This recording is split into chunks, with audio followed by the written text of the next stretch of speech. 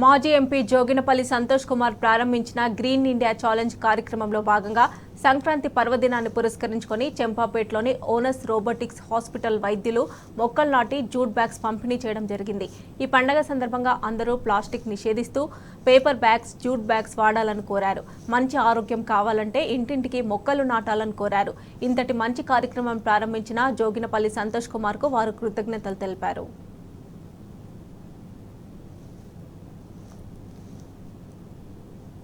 Hi, I am Dr. Balraj Naidu, Robotic Joint Replacement Surgeon at Onas Robotic Hospitals, Champapet, Hyderabad.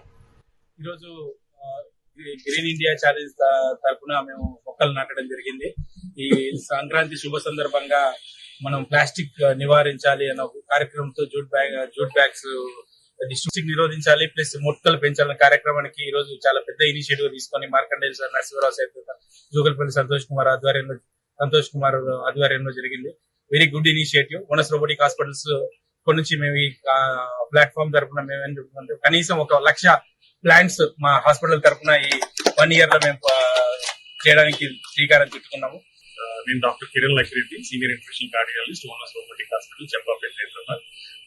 ముఖ్యంగా ప్రతి ఒక్కరికి భోగి పండుగ శుభాకాంక్షలు.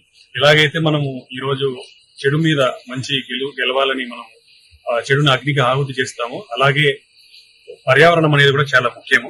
So plastic ని కంపల్సరీగా అందరూ కూడా నివారించాలి. ఎందుకంటే ప్లాస్టిక్ వల్ల చాలా జబ్బులకి కారణం అవుతున్నారు. సో ప్రతి ఒక్కటి కూడా పొల్యూట్ అయిపోతుంది ప్లాస్టిక్ వల్ల. సో కంపల్సరీ ప్లాస్టిక్ ని నిషేధించండి.